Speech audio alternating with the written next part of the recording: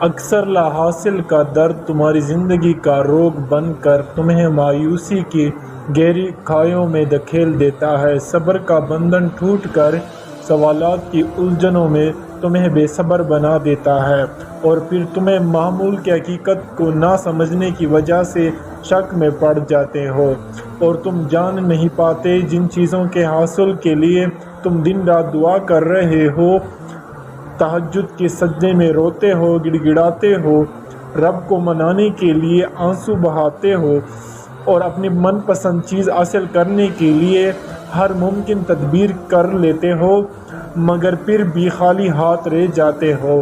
سنو، اللہ تم سے خود مخاطب ہے، دل شکست نہ ہو اور نہ ہی غم کرو۔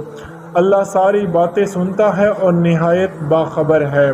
اصل حقیقت یہ ہے کہ زمین و آسمان کی تمام موجودات اس کے مالک ہیں، اور جس بات کا وہ فیصلہ کرتا ہے اسی کے لیے وہ حکم دیتا ہے اور وہ ہو جاتا ہے۔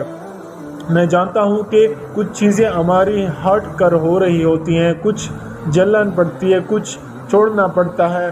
زندگی میں اکثر تو منہ آن کرنا بھی مشکل ہو جاتا ہے، پر یاد رکھو کہ زندگی میں ہونے والی کوئی بھی چیز کبھی بھی بے وجہ یا اتفاق نہیں ہوتا، کسی خاص مقصد کے تحت تم تک پہنچ جاتی ہے۔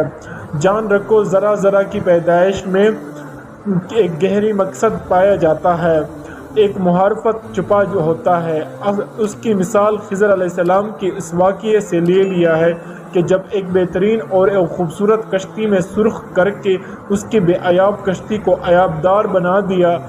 بظاہر یہ ایک ظلم نظر آ رہا تھا، لیکن در حقیقت اس میں سے اس کشتی کو بچانے کی حکمت پوشیدہ تھی۔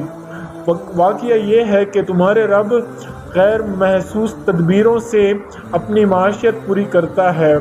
بے شک وہ علم اور حکم ہے۔ اصل میں تم صرف تعلق ٹوٹتے ہوئے دیکھتے ہو اور لمیٹڈ سوچ کے اندر چیزوں کو سمجھ نہیں پاتے۔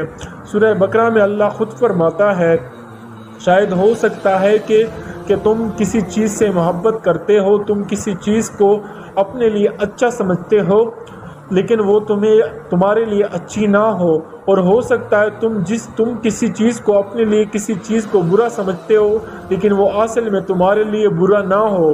اللہ جانتا ہے اور تم نہیں جانتے ہو۔ جس دن ایک انسان یہ فیصلہ کر لیتا ہے کہ اللہ مجھ سے بہتر جانتا ہے، اللہ کی حکمتیں مجھ سے بہتر ہیں، پھر وہ اللہ کی مرضی کی بات کرتا ہے۔ صحابہ کہا کرتے تھے کہ جب ہم دعا مانگتے ہیں اور ہماری دعا قبول کر لی جاتی ہے تو پھر ہم بہت خوش ہوتے ہیں، اور جب اللہ ہماری دعا قبول نہیں کرتا تو ہم اور بھی زیادہ خوش ہوتے ہیں کہ ابھی جو ہوگا میرے رب کی مرضی سے ہوگا، اور میرے اللہ کی مرضی میری مرضی سے لاکھ بہتر ہے۔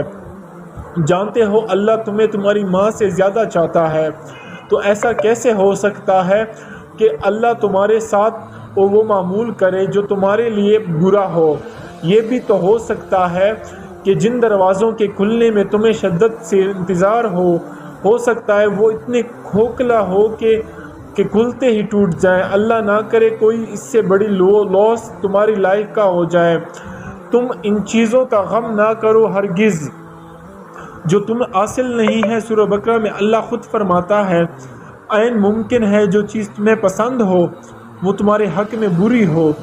زندگی میں کئی بار ایسا ہوتا ہے کہ زندگی کے تم سمندر کے بیچوں بیچ ڈوب رہے ہوتے ہو اور اللہ آپ کے ہاتھ پکڑ کر آپ کو کنارے پر لاتا ہے۔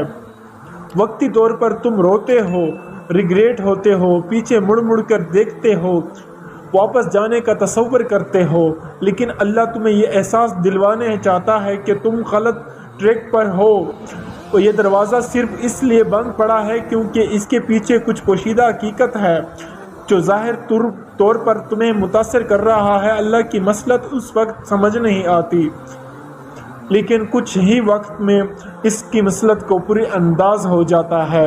یاد رکھو، تمہاری زندگی کا بیسٹ پلانر ایک اللہ ہے۔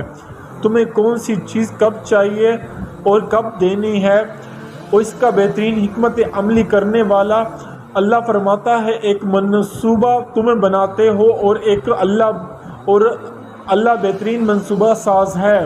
جب تم اللہ کے کاموں کی فکر میں خود فکر مند رہنے لگتے ہو تو مشکلات میں گر جاتے ہو، جبکہ اللہ اپنی مصلحتوں اور حکمتوں کا کوئی نہ کوئی سر تام پر ضرور چڑھتا ہے۔